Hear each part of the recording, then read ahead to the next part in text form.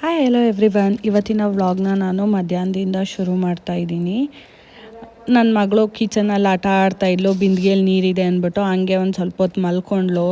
ದೇವ್ರು ಬರುತ್ತೆ ಮನೆಗೆ, ಹಳ್ಳಿ ಕಡೆ ಜಾತ್ರೆ ಇದ್ದಿದ್ದರಿಂದ ಅಂದ್ಬಿಟ್ಟು ಎಲ್ಲ ಕ್ಲೀನ್ ಮಾಡಿ ಮನೆಯೆಲ್ಲ ರೆಡಿ ಮಾಡಿದ್ವಿ. ದೇವ್ರು ಬರೋಕ್ಕೆ ಮುಂಚೆನೇ ಆರತಿ, ತೊಂಬಿಟ್ಟು ಆರತಿ, ಆಮೇಲೆ ಬಾಳೆಹಣ್ಣು ರಸಾಯನ, ಹಾಗೆ ದೇವ್ರನ್ನ ತೊಗೊಂಡು ಬರ್ತಾರಲ್ಲ, ಒಂದು 10-15 ಜನ ಬರ್ತಾರೆ ಅಂತ ಹೇಳಿದರು.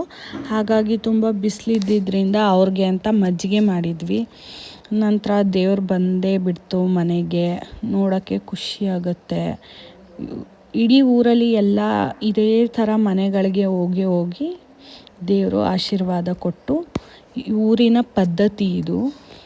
ಜಾತ್ರೆ ಟೈಮಲ್ಲಿ ಇದೇ ಥರ ಮಾಡೋದು ಪ್ರತಿ ವರ್ಷ. ಹಾಗೆಯೇ ಒಂದು ಸ್ವಲ್ಪ ಶಾಪ್ಗೆ ಕಸ್ಟಮರ್ಸ್ ಬಂದಿದ್ದರು ಅಂದ್ಬಿಟ್ಟು ಶಾಪ್ ಹತ್ರ ಹೋಗಿ ಅಲ್ಲಿ ಒಂದು 1/2 hour ಟೈಮ್ ಸ್ಪೆಂಡ್ ಮಾಡಿದ್ವಿ. ಹಾಗೆಯೇ ಸಂಜೆ ಆಗಿತ್ತು, ಮತ್ತು ದೇವರು ಮೆರವಣಿಗೆ ಹೋಗಿತ್ತು ಊರಲ್ಲಿ.